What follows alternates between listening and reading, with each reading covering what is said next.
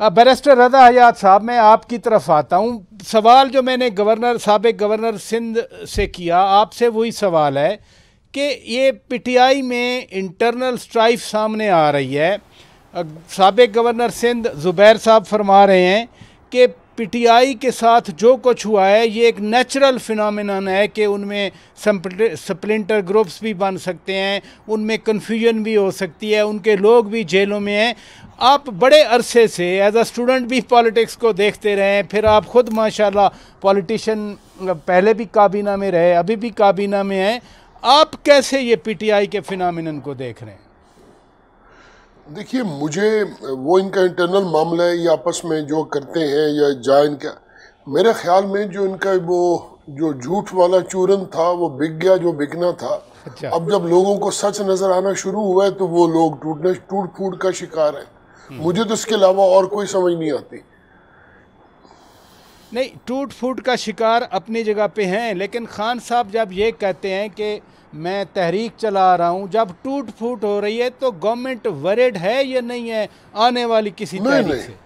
नहीं, किस चीज़ से वरिड होगी जी? क्यों वरिड होगी? अगर गवर्नमेंट्स वरिड होती तो ये जो अभी अल्हम्दुलिल्लाह पाकिस्तान को अल्लाह पाक ने इज़्ज़त दी है, पाकिस्तान की अफवाज को अल्लाह पाक ने इज़्ज़त दी, पाकिस्तान की एयरफोर्स और नेवी को अल्लाह पाक ने इज़्ज़त दी, अगर ये गवर्नमेंट टूट फूट का शिकार होती तो क्या हम लोग, अगर गवर्नमेंट की बैकिंग ना होती और ये सब कुछ एक विल ना होती और पूरी पाकिस्तान की कौम की इसमें कमिटमेंट ना होती, तो अल्लाह पाक की पाक ज़ात में इसमें जो रहम व करम किया है ये ऐसे ही हो गया जी। ये मालिक का करम हुआ है ना जी। गवर्नमेंट को किस बात की फिक्र है जी? टूट फूट उनके अंदर है, परेशानी हमें होनी चाहिए। हमें तो बल्कि खुश होना चाहिए कि ये लोग अपने वजन के नीचे आके खुद ही गिर रहे हैं। तो वाकई गवर्नमेंट खुश है जो कुछ पीटीआई के अंदर हो रहा है? आप जैसे फरमा रहे हैं अपने वजन पे ही गिर रहे हैं वो। देखिए बात सुने शौकत साहब, मैं आपको एक बात बताऊं। आदमी को अपने खानदान और खून का जो असर होता है वो उसकी जिंदगी में उसके साथ रहता है। अब पीटीआई के अंदर भी कुछ ऐसे शुरफा मौजूद हैं जिन, और वो देखिए, हम लोग एक पार्लियामान में जब एक फ्लोर पे बैठते हैं ना जी इकट्ठे, तो हमारे आपस में बहुत अच्छे एक रवाबित होते हैं आपस में।